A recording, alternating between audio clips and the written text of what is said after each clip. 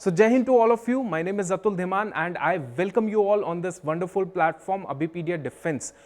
आज के सेशन के अंदर हम लोग PYQ सीरीज करेंगे, प्रीवियस ईयर क्वेश्चन एनालिसिस, जिसपे हम लोग पॉलिटी सब्जेक्ट जो है उसको टारगेट कर रहे हैं। और ये जो इम्पोर्टेंट जो सीरीज चल रही है PYQs की, it is not only important for the NDA, it is important for all the defence exams, NDA, CDS, CAPF, FCAT जितने भी हैं, और साथ ही साथ जितना भी जहाँ पर भी आपको पॉलिटी सेक्शंस देखने को मिलता है वहाँ पे आपको ये सीरीज हेल्प करेगी। पहली चीज़ तो ये, और इस सीरीज के अंदर सिर्फ एक हम क्वेश्चन का आंसर नहीं निकाल रहे, हम लोग ये देख रहे हैं कि और कैसे कैसे एसोसिएटेड क्वेश्चंस आते हैं, उसका पूरा पोस्टमार्टम कर रहे हैं क्वेश्चन का, क्योंकि यार करना बनता भी है, क्योंकि ये प्रीवियस ईयर क्वेश्चन है। तो जो बच्चा प्रीवियस ईयर क्वेश्चंस को करके जाता है, उसकी इंपॉर्टेंस को समझता है, उसके लिए आगे एग्जाम चाहे CDS है, CAPF है, असिस्टेंट कमांडेंट या फिर NDA है, उसके लिए एग्जाम क्वालिफाई करना कोई ज़्यादा बड़ी बात होती नहीं है। ठीक है, तो यहाँ पे अंडरस्टैंड कीजिए कि हम लोग सिर्फ क्वेश्चन का आंसर नहीं निकालेंगे, हम लोग ये भी देखेंगे कि कैसे और इससे एसोसिएटेड क्वेश्चंस आ सकते हैं एग्जाम के अंदर। So I want all of you to subscribe to this channel and as well as आप कमेंट डाउन भी कर लीजिए, ठीक है, and do let us know about this series. ठीक है, सो ये पॉलिटी की सीरीज है। Let's begin with the question number 1, but before that we have Abhipedia Defence YouTube channel, Telegram channel, Instagram, everything is Abhipedia Defence के नाम से है। हमारा कोर्स भी है, आप देख सकते हैं उस कोर्स को, और make sure you enrol in that course and get the best personal mentorship for your upcoming exam. ठीक है, चलो नाउ क्वेश्चन नंबर 1। पहले तो मुद्दा नंबर पॉइंट ये है, आपने पहले इस क्वेश्चन को सॉल्व करो, पूरा अपना एनालिसिस करो, और फिर देखते हैं कि इसका आंसर क्या होना चाहिए। ठीक है, so article 352 of the constitution of India, ठीक है, article 352 of the constitution of India contains the provision related to, क्या प्रोविजन है related to, is it financial emergency, failure of constitutional machinery in the states, ठीक है, state emergency हम लोग बोलेंगे, या suspension of enforcement of rights conferred in the part 3 of the constitution, की fundamental rights जो पार्ट 3 ऑफ द कॉन्स्टिट्यूशन है वो जब सस्पेंशन हो जाता है तो वो इसके साथ रिलेटेड है 352 के साथ, या फिर D option is national emergency. देखो अब ये डी ऑप्शन जो है, जिस बच्चे ने भी पढ़ाई किया होगा, नॉर्मल चीज पढ़ी होगी आर्टिकल्स के बारे में। अब देखो आर्टिकल्स तो दुनिया भर के हैं, बट कौन से इंपॉर्टेंट आर्टिकल्स हैं? इंपॉर्टेंट आर्टिकल्स है आपका 1 से लेके 4 तक का, ठीक है, उसके बाद आपका 5 से लेके 11 तक का आर्टिकल इंपॉर्टेंट है, और उसके बाद आप याद रखिए 12 से लेके 35 तक के आर्टिकल्स आपके लिए इंपॉर्टेंट है। आपको याद रखना है जितने भी आपके फंडामेंटल, देखो 1 से 4, 5 से 6, 11 तक तो आर्टिकल्स ऐसे हैं जो कॉन्स्टिट्यूशन को आपको समझा रहे हैं कि स्टार्टिंग में स्टेट की डेफिनेशन है, स्टेट का मतलब क्या होता है, लॉ का मतलब क्या होता है, ये सारी चीजें। ठीक है, आपने याद रखना है कि फंडामेंटल राइट्स जो हैं, फंडामेंटल राइट्स, इनको चाहे कोई भी स्टूडेंट है, चाहे वो NDA का बेसिक +2 वाला स्टूडेंट ही है, but you should know about the articles of fundamental rights. इतना डिटेल में नहीं जाना, लेकिन एटलीस्ट उसकी डेफिनेशन पता हो। आर्टिकल 13 क्या बोलता है, 14, 15, 16, 17, 18, ये आर्टिकल्स क्या बात करते हैं, अनटचेबिलिटी किस आर्टिकल के अंदर आता है। ठीक है, सो इस तरीके से आपको आइडिया होना चाहिए। अब इस क्वेश्चन का आंसर कैसे निकालेंगे? देखो पहली चीज तो ये है कि it is all about financial emergency, 360 article के अंदर आ रहा है। It is all about article 356 state emergency आ गया हमारे पास, ठीक है, और ये है हमारे पास national emergency that talks about article 352। Understand? तो 352 talks about the national emergency. अब नेशनल इमरजेंसी जो है वो अलग अलग ग्राउंड्स के ऊपर लगती है, ठीक है, जैसे फॉर एग्जाम्पल देखते हैं तो 352 सेज, अब देखो कुछ इंपॉर्टेंट चीज है, ये तो पता चल गया कि article 352 talks about the national emergency, है कि नहीं। अब ये नेशनल इमरजेंसी के क्या क्या फीचर्स है? जैसे नेशनल इमरजेंसी का मतलब ये नहीं है कि पूरे नेशन के अंदर ही इमरजेंसी लगा रखी है। इट कैन बी अब any part of the territory of India, it can be any part of territory of India, number 1 point. Number 2 point is, या तो ये पूरे एरियाज में लग सकती है या फिर any part of territory of India भी लग सकती है। और ये जो है ये इसीलिए लगेगी, बेसिस क्या हो सकता है नेशनल इमरजेंसी लगाने का? नेशनल इमरजेंसी लगाने का बेसिस हो सकता है कि या तो हमें वॉर का थ्रेट है, कि क्या पता इंडो पाकिस्तान वॉर हो, ठीक है, या इंडो चाइना वॉर है, जो भी है, या उस वजह से हो सकता है, या फिर कोई एक्सटर्नल एग्रेशन है, ठीक है, और या फिर आर्म्ड रिबेलियन है। तो बच्चों इतना जरूर याद रखो, ये 3 कीवर्ड्स हैं, नेशनल इमरजेंसी के या तो हमारे पास कोई वॉर का सिचुएशन हो जाए, या फिर एक्सटर्नल एग्रेशन है, या फिर आर्म्ड रिबेलियन है, आर्म्ड रिबेलियन है। अंडरस्टैंड हो गया? ये 3 कीवर्ड्स हैं जिनके बेसिस पे नेशनल इमरजेंसी लग सकती है, ठीक है, ओके। और यहाँ पे प्रोक्लेमेशन ऑफ इमरजेंसी लगेगी, ठीक है, प्रोक्लेम किया जाएगा प्रेसिडेंट के बारे द्वारा कि प्रोक्लेमेशन ऑफ इमरजेंसी, मैं घोषणा करता हूँ इमरजेंसी के लिए, ठीक है। सो ये जो इमरजेंसी है it may be respect to whole और एनी पार्ट ऑफ इंडिया, ये भी आपने याद रखना है। तो ये 3-4 सवाल यहीं से बन जाएंगे कि यार 352 talks about national emergency on what grounds. 3 ground है यार, simple arm rebellion, external aggression और अपना जो वॉर वाला सिचुएशन हो जाए, ठीक है। और दूसरी बात, it can be in the part या फिर होल ऑफ इंडिया, दोनों केसेस पॉसिबल है। अंडरस्टूड? तो इतना आपने याद रखना है। अब नेक्स्ट क्वेश्चन देखते हैं। नेक्स्ट क्वेश्चन सॉल्व करो। Who among the following is the ex officio chairman of North Eastern Council? North Eastern Council का ex officio chairperson कौन है, ये देख लेते हैं। प्रेसिडेंट ऑफ इंडिया हो सकता है, prime minister, union home minister, या यूनियन मिनिस्टर ऑफ स्टेट्स, ठीक है, independent charge, ministry of development of north east region. अब देखो यूपीएससी, देखो अब किताबें तो सेम है, बुक्स आर सिमिलर, हर कोई वही चीजें पढ़ रहा है, लेकिन क्वेश्चन टफ या इजी कैसे आ जाता है? अंडरस्टैंडिंग पे और क्वेश्चन के ऑप्शन के फ्रेमिंग पे। ऑप्शन देखो सिंपल, अगर यहाँ पे देखो यूनियन मिनिस्टर ऑफ स्टेट है, कोई भी बच्चा है वो सोचेगा यार इतनी बड़ी बड़ी लाइनें लिखी हुई हैं, क्या पता ये आंसर हो सकता है, ठीक है, और बहुत ही टेक्निकल वर्ड्स लिखे हुए हैं, है ना, क्या ये हो सकता है? बट इस क्वेश्चन का स्टेटमेंट फ्रेम जो किया है, ऑप्शन को फ्रेम कैसे किया है, बहुत ही उस तरीके से कि बच्चा कंफ्यूज हो जाए। तो आपने कंफ्यूज नहीं होना, पढ़ा होगा, सिंपल डायरेक्टली आंसर लगाओगे। क्या? यूनियन में home minister. Union home minister जितनी भी हमारी काउंसिल्स होती हैं, ठीक है, उनके ये हेड होते हैं, चेयरमैन होते हैं, यूनियन होम मिनिस्टर। ये तो नॉर्थ ईस्टर्न काउंसिल है, हमारे पास और भी 5 जोनल काउंसिल्स होती हैं। तो let's talk about, he is the ex officio chairperson of north eastern council, ठीक है। अब नॉर्थ ईस्टर्न काउंसिल के एक्स ऑफिशियो चेयरपर्सन कौन है? एक्स ऑफिशियो चेयरपर्सन है हमारे यूनियन होम मिनिस्टर। अंडरस्टैंड? तो ये तो पॉइंट क्लियर हो गया। ये जो नॉर्थ ईस्टर्न काउंसिल है, इसके लिए अलग से पार्लियामेंट में सेपरेट एक्ट पास किया गया था, ठीक है। तो पार्लियामेंट में अलग से इस बॉडी को बनाने के लिए अलग से कागज जो है वो निकाला गया था और आगे जाके वो एक्ट बना था। और वो एक्ट कौन सा था जिसने इस काउंसिल को बनाया? That was the north eastern council act of 1971, north eastern council act of 1971। Point number 1 clear हो गया।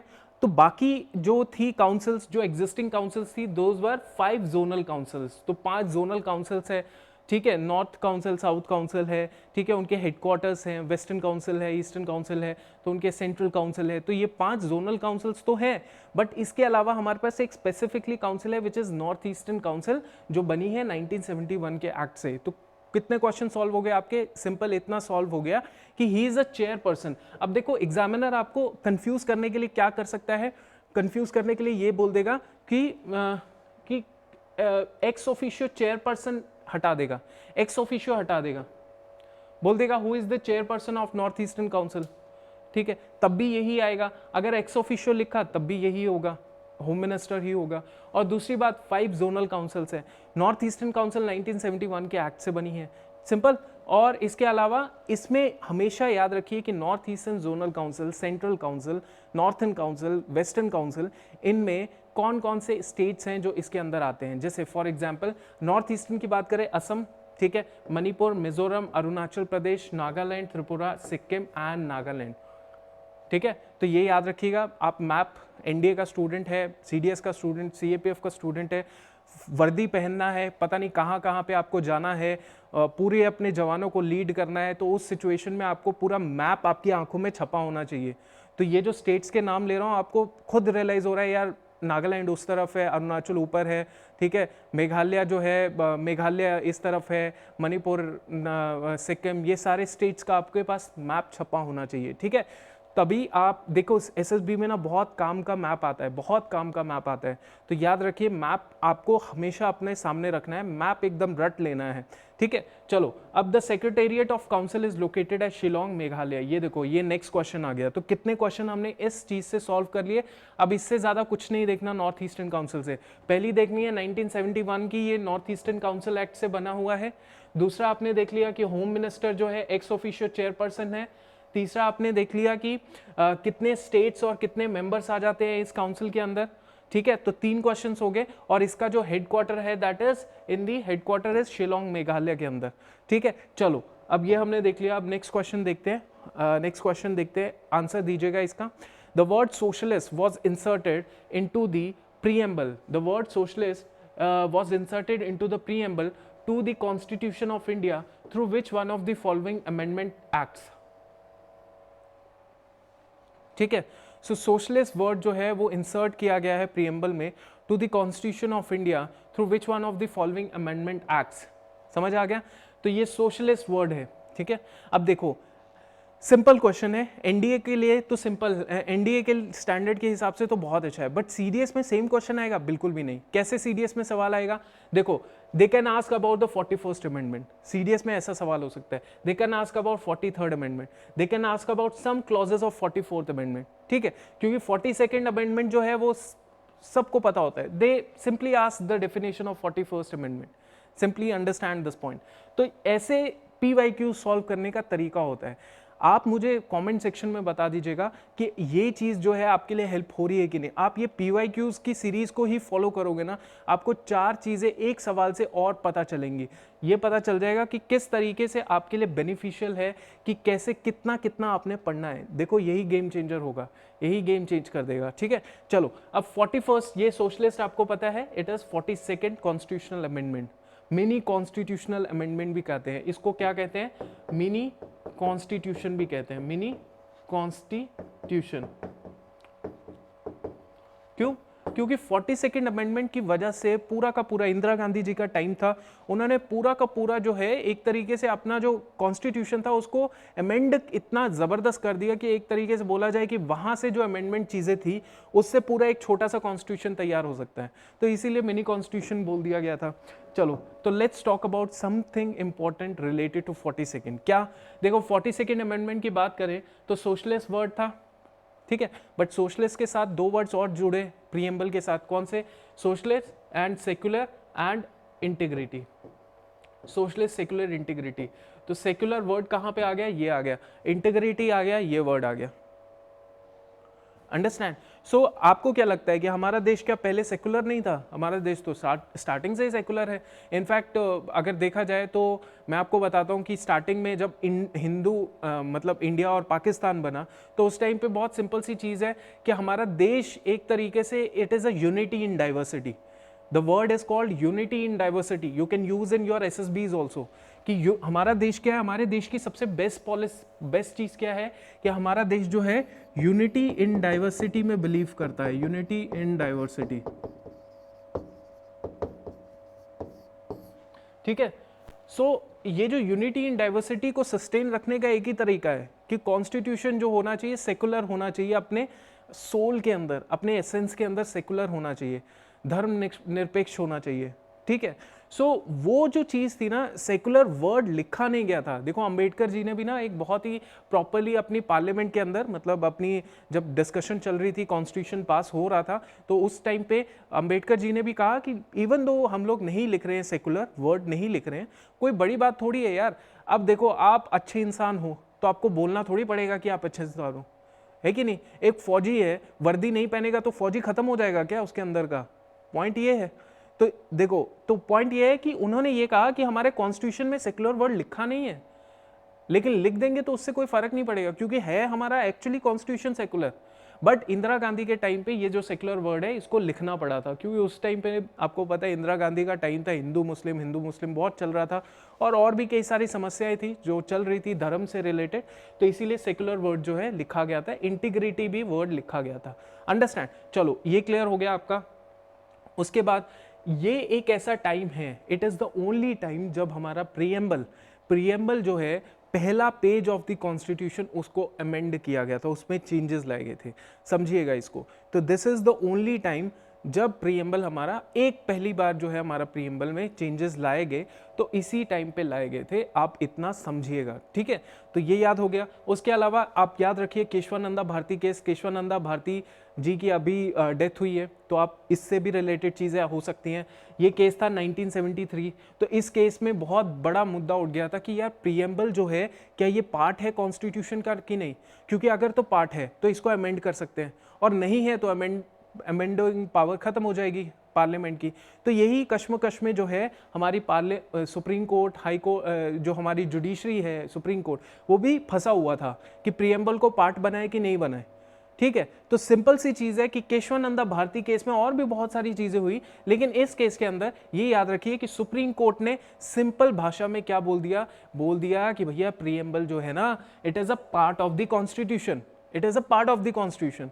बट अगर पार्ट ऑफ द कॉन्स्टिट्यूशन है तो भैया पार्लियामेंट के जो कांग्रेस पार्टी है या जो भी सत्ता में बैठी हुई है, वो तो बहुत ही ईगर है कि अगर पार्ट हो गया तो पूरा प्रीएम्बल ही चेंज कर देंगे, मतलब चेंजेस कर देंगे कोई हमें, क्योंकि हमारे को पता है कि प्रीएम्बल पार्ट है कॉन्स्टिट्यूशन का, तो 368 के अंदर उसको भी हम लोग अमेंड कर सकते हैं। बट सुप्रीम कोर्ट ने ये बोला, सुप्रीम कोर्ट ने क्या बोला, सुप्रीम कोर्ट ने बोला कि preamble is a part of the constitution but it is subject to amendability, providing की बेसिक स्ट्रक्चर जो है, बेसिक स्ट्रक्चर याद रखिएगा, वर्ड इज बेसिक स्ट्रक्चर, पहले सुना होगा, बेसिक स्ट्रक्चर जो है कॉन्स्टिट्यूशन का, उसको कोई हाथ ना लगा पाए। बेसिक स्ट्रक्चर ऑफ कॉन्स्टिट्यूशन जो है उसको हाथ कोई नहीं लगा पाएगा, चाहे वो 368 आर्टिकल का तुम्हारा अमेंडिंग पावर्स भी है वो भी तुम हाथ नहीं लगा पाओगे, बाकी जितना भी है वो प्रीएम्बल तुम कन्वर्ट कर दो, कोई दिक्कत नहीं है, सिंपल। तो इस चीज के अंदर हमें बहुत सारी चीजें समझ आ गई, जैसे कि फॉर एग्जांपल 42nd अमेंडमेंट, ठीक है, मिनी कॉन्स्टिट्यूशन इसको कहते हैं, क्वेश्चन नंबर 1। दूसरा, इस अमेंडमेंट में हमने 3 वर्ड्स इंक्लूड किए, SSI, क्या SSI, सोशलिस्ट सेकुलर इंटीग्रिटी। दूसरा, तीसरा point, it is the only time when preamble was amended, only time, तो ये हो गया हमारा तीसरा क्वेश्चन। चौथा क्वेश्चन क्या आया, केशवानंदा भारती केस है भैया, किससे रिलेटेड है, प्रीएम्बल से रिलेटेड है, टॉक्स अबाउट, एंड कब ये केस है, 1973 का केस है, अंडरस्टैंड। तो इतना आपने याद रखना है। पांचवा क्वेश्चन, बेसिक स्ट्रक्चर का जो डॉक्ट्रीन है, क्या है, बेसिक स्ट्रक्चर की जो डॉक्ट्रीन है, फिलॉसफी है, रूल है, ये कहां पे आया, इस केस के अंदर आया, समझ आ गया, चलो इतना क्लियर है, बस बात खत्म। नाउ नेक्स्ट क्वेश्चन, अभी तक आपने 10-12 क्वेश्चन पढ़ लिए हैं, ठीक है, यही ऑब्जेक्टिव है, यहीं से रिवीजन होगी, यहीं से सब कुछ होगा, ठीक है। विच one of the following is not a part of the DPSP, is not a part of DPSP, is not a part of DPSP as enshrined in the Constitution of India, ठीक है। अब देखो मैं आपको बता रहा हूँ, चाहे NDA, CDS, CAPF का स्टूडेंट है, पॉलिटी बहुत बड़ी है, एक्सटेंसिव है, लेकिन यार क्लियर कैसे करना है यार, मार्क्स का कितने लाने हैं और फिर SSB में कैसे जाना है, ये तरीका होता है। तरीका क्या है, चाहे जितनी मर्जी किताबें पढ़ लो, तरीका क्या है, सिंपल तरीका है। देखो पॉलिटी है ना, पॉलिटी बहुत सारी है, लेकिन कम से कम इतना याद रखो कि फंडामेंटल राइट्स पढ़ लो, ठीक है, DPSP पढ़ लो और पार्लियामेंट पढ़ लो, ठीक है, पार्लियामेंट पढ़ लो, यहीं से आपके 60% सवाल आएंगे। 60%, मैं 90% नहीं बोल रहा, क्योंकि 3 चैप्टर पढ़ के कोई 90% नहीं लेकर आएगा, लेकिन 60% यहीं से आएंगे। अगर किसी बच्चे के 60%, आपको पता है कोई भी एग्जाम है UPSC का, कभी भी 60% से ज़्यादा कट ऑफ जाती ही नहीं है, 50-55% रहती है। तो अगर 60-65% आपके मार्क्स फाइनल तभी आएंगे ना जब आप हर सब्जेक्ट में 60-50% स्कोर करोगे। तो ये है। अब देखो, which of the following is not a part of DPSP as enshrined in the constitution of India. देखो, equal justice, free legal aid लगता नहीं है, protection of monuments and places and objects of the national importance, protection of personal law या separation of judiciary from executive, ठीक है। सो इसमें answer क्या होगा, बहुत सिंपल है, आंसर बताइएगा कमेंट सेक्शन में, आपने एक एक आंसर देना है, ठीक है। तो इसका आंसर क्या है, protection of personal law, that is the right answer of this particular question, not a part of the DPSP, ठीक है। तो देखो अब देखते हैं इसके अंदर क्या गेम है। सिंपल। अब ये देख लो आर्टिकल कौन सा है। आर्टिकल ये है कि फ्री जस्टिस और इक्वल जस्टिस और free legal aid, equal justice और free legal aid, article 39, it is 39 A, याद रखिएगा इसको, यहां पे लिखा नहीं हुआ 39 ए, ठीक है, फ्री लीगल एड और दिस, हाँ ये लिखा हुआ है, वैसे तो लिखा ही हुआ है 39 ए। तो फ्री लीगल एड की जहां बात हो रही है 39 ए की बात हो रही है, ठीक है, इतना क्लियर हो गया। इसके अलावा मॉन्यूमेंट्स की प्रोटेक्शन रखनी है, प्लेसेस ऑफ नेशनल इंपॉर्टेंस की प्रोटेक्शन रखनी है, इज अंडर आर्टिकल 49 के अंदर है, ठीक है। 49 के अंदर क्या बात कर रही है, 49 के बात हो रही है जब हम लोग को प्रोटेक्शन करनी है और जो भी हमारे जो नेशनल इंपॉर्टेंस है उसकी। और last is 50, article 50 talks about what, judiciary executive से सेपरेट होना चाहिए। समझ आ गया? तो आपने 3 आर्टिकल तो अपने दिमाग में रख लिए। 3 आर्टिकल्स कौन से? 39A क्या कहता है? 39A बोलता है फ्री लीगल एड की। 39A talks about free legal add, ठीक है। कोई भी पुअर है, कोई भी बेचारा लीगल सर्विसेज, अब देखो एडवोकेट्स के प्राइजेस बहुत होते हैं उनकी सर्विसेज के, तो क्या उस बंदे को, जिस बंदे के पास पैसा नहीं है, क्या उसको लीगल एडवाइजेस नहीं मिल सकती, लीगल कोई केस नहीं लड़ सकता उसका? बिल्कुल लड़ सकता है, कॉन्स्टिट्यूशन ने ये प्रोविजन दी हुई है, ठीक है। 39A के अंदर। 49 के अंदर क्या है आपके पास? 49 talks about national monuments importance की बात चल रही है। और 50 article talks about separation of judiciary from executive. बहुत ज्यादा इंपॉर्टेंट है, बहुत ज्यादा। फ्रीडम स्ट्रगल के अंदर, मॉडर्न हिस्ट्री के अंदर भी आप यही चीज देख लोगे, सेपरेशन ऑफ अपना जुडिशरी फ्रॉम एग्जीक्यूटिव, यही चीज देखने को मिलेगी और कुछ नहीं देखने को मिलेगा, ठीक है। तो 50 आर्टिकल है, मतलब देखो 25-25 ऐसे लर्न कर सकते हैं, 25-25 कर दो, मतलब 50 को अलग अलग कर दो, 25-25 एग्जीक्यूटिव जुडिशरी, ऐसा कुछ लर्न कर सकते हैं आर्टिकल के अंदर। चलो नेक्स्ट क्वेश्चन देखते हैं, ठीक है। Okay, Nehru Mahalanobis strategy of development, Nehru Mahalanobis strategy of development was implemented first time, पहली बार इस स्ट्रैटेजी को कहाँ इंप्लीमेंट किया गया था? By which of the following 5 year plan, 5 year plan के अंदर क्या ये स्ट्रैटेजी थी? बताइए। First 5 year plan, second, third, fourth, fifth, बताइए, ऑप्शन बताइए। तो इसमें आपका क्या आंसर होना चाहिए? Let's talk about that answer.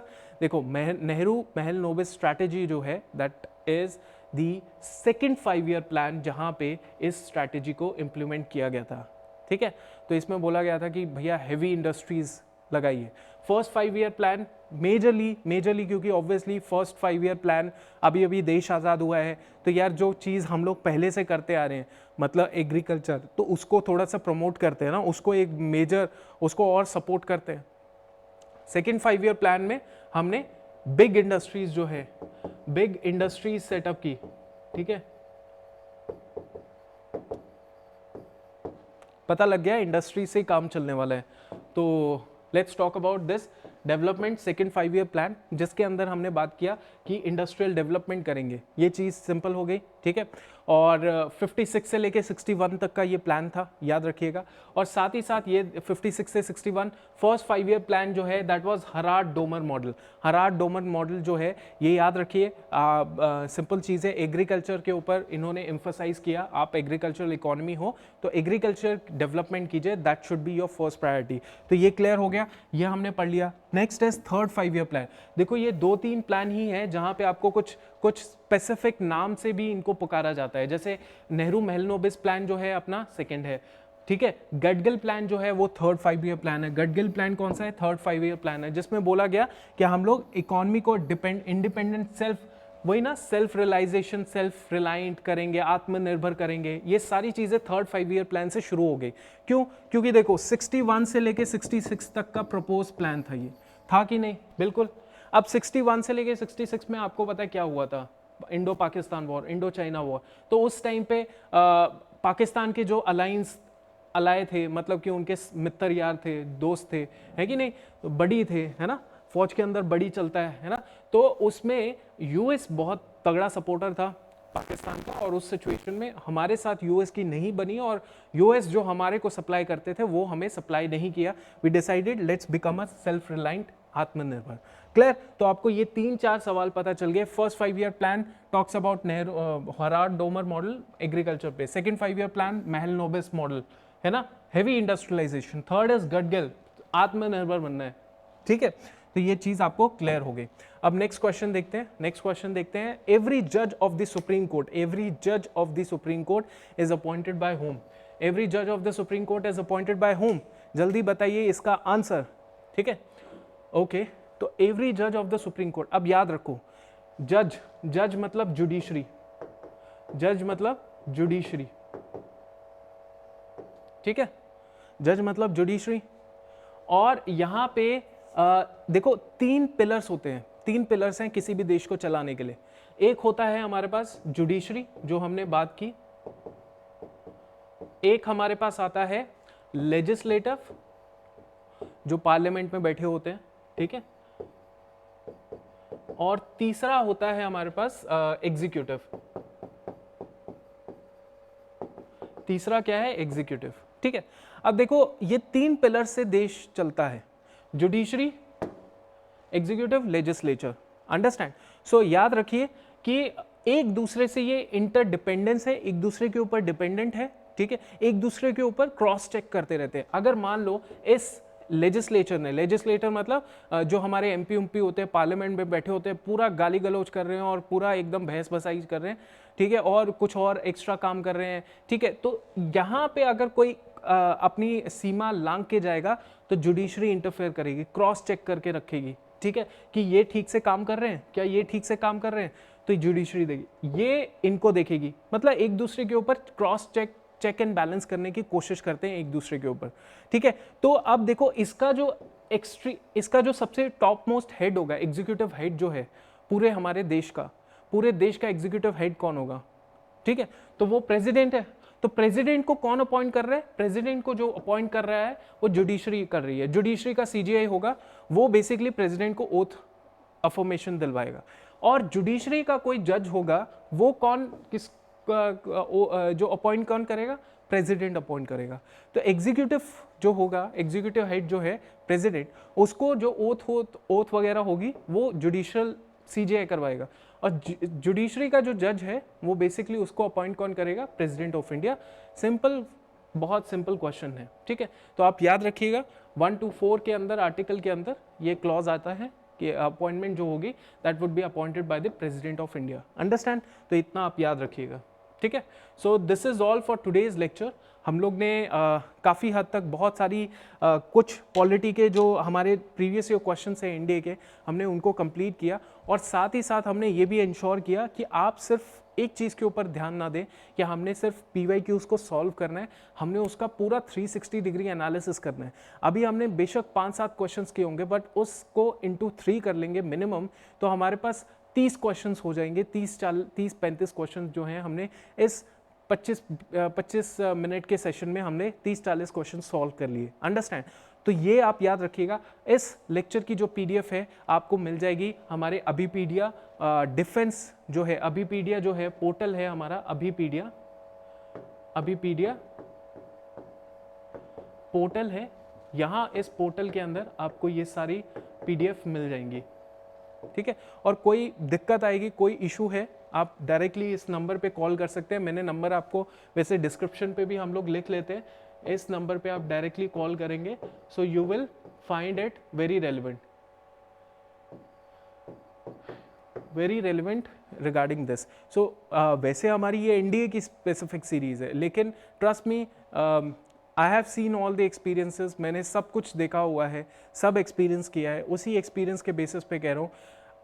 Previous year questions जिस स्टूडेंट ने अच्छे से एनालिसिस करके कर लिए ना, उस स्टूडेंट को कोई भी एग्जाम डिफेंस से रिलेटेड या कोई भी एग्जाम, एसएससी की बात नहीं कर रहा, यूपीएससी लेवल के एग्जाम की बात कर रहा हूँ, उस बच्चे को एग्जाम क्वालिफाई करने में कोई दिक्कत नहीं आएगी, क्योंकि उसको पता है कि यार प्रीवियस ईयर क्वेश्चन में तो ये आया है, ठीक है, और उससे ही रिलेटेड मैं 4 चीज़ें और पढ़ लेता हूँ, उससे रिलेटेड पढ़ूंगा, उसके आगे पीछे और कहीं नहीं जाऊँगा। वैसे तो पढ़ने को बहुत है, बहुत ज़्यादा चीज़ें हैं, ठीक है। वैसे लोग DD बासु, लक्ष्मीकांत और पता नहीं और कौन कौन सी किताबें हैं जो मार्केट में घूमती रहती है, कोई स्पेसिफिक स्टडी नोट हो गया, ये वो फलाना, बहुत सारी चीज़ें, लेकिन वो तब तक हेल्प नहीं करेंगी जब तक आपके PYQs जो हैं प्रॉपरली सॉल्व ना हो।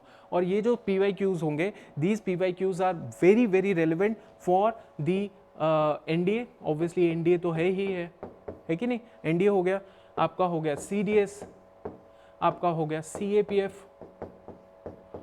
FCAT, और जितने भी स्टूडेंट्स हैं जहाँ पे पॉलिटी सेक्शन आता है, इन PYQs को सॉल्व करके you will definitely going to make sure कि आपका काम बन जाएगा। अंडरस्टैंड? तो अगर कोई सजेशन है, कोई भी थॉट है आपके दिमाग में, कमेंट बता देना, कमेंट लिख देना। और ज़्यादा खुशी है तो जय हिंद लिख देना। आपका एग्ज़ाम जो है कुछ महीने दूर है, पूरी तैयारी के साथ इस एग्ज़ाम के अंदर बैठिए और you will definitely achieve what you are suppose to achieve, that olive green uniform, that stars on your shoulders, और वो जो कॉम्बैट यूनिफॉर्म है। ठीक है, तो इसी के साथ मैं इस सेशन को एंड करता हूँ और I will see you next lecture.